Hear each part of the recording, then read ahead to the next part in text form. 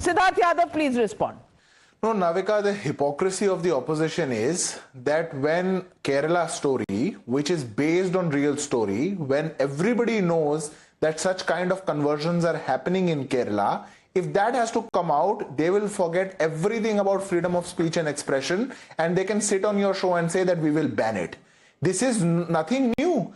You can have problems with what the story says, what they don't say, but you don't. I'm supposing that you don't have problems with the court. In 2009, in Kerala High Court, there was a submission made by Kerala police that from around 2000 to 4000 illegal conversions of Hindu women are happening in Kerala. This was the submissions of the Kerala police. We were not in power, not in the center, not in the state. This is the reality. In 2018, in Hadia case, the Honorable Supreme Court had to give a NIA inquiry into the radical groups in Kerala of how conversions are happening. Now, this is out in open. But when a movie on that truth has to come out, they will say, oh, this is a story of 1 person, 2 person, 3 persons. What was the movie Shahid based on? How many persons? What was the movie My Name is Khan based on? How many persons? The problem is the mindset. When you have to say, speak about or exercise your freedom of speech and expression about Islamophobia, that's fine.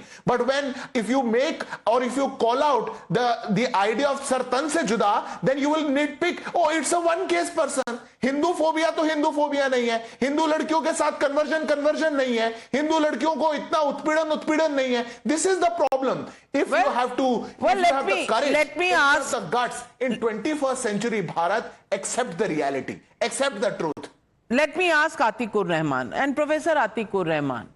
Yes, it's based on 3 stories. They are in different states. The makers had made a first Kerala story 1 for reasons best known to them, but for reasons of continuity, because these days sequels are doing well, they called the second story Kerala story 2. And they based it on this.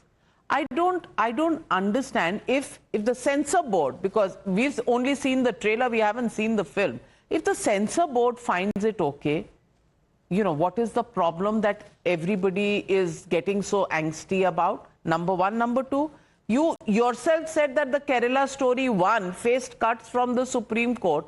Well, have faith in the system. If there's anything that should not be there, that is something that is communal or inciting, it will be taken care of by the system. My question is, how can you have a preconceived notion that the film will be banned? हम ban कर देंगे और कल यही लोग पाठ पढ़ाएंगे. Creative freedom होना चाहिए. Freedom of speech is under threat in this country. The same people today who are talking about the banning of the film. Navika ji, I congratulate the makers of Kerala True Story. They can go on making 3 and 300. But for me, there cannot be any Kerala story without the mentioning of the Hadia case, the Hadia story. Secondly, so far in our dear India, people like Deepak Muhammad are alive. The real story is of Deepak Muhammad in Uttarakhand. And that is the real story, the India story. They can go on making any kind of propaganda movies. And Mr. Yadav is, you know, sounding holier than thou. Your regime has banned the BBC series on Gujarat, sir. Farzania, for your kind information, Navika ji, was not allowed to be screened in Gujarat by the VHP and Bajrang Dal. So people who are, you know, having this attitude on films, they should at least look in their own affairs. And Mr. Yadav should explain to your viewers why the BBC story was not, it was banned. Because it was based on the real Gujarat story. Well, banning a story in any case makes the film more popular. You want to do that, do that. There is a case that has gone to the Kerala High Court. They will look at the entire matter. But Sushil Pandit, is it just appeasement of a certain vote bank that makes them cry foul, or are they really worried about creativity and facts?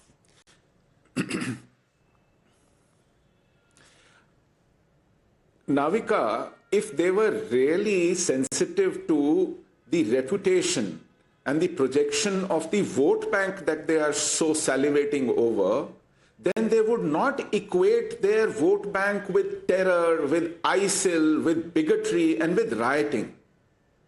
Because they seem to equate these cases, which are highlighted in the films, with the entire community. They are guilty of besmirching the reputation of that community.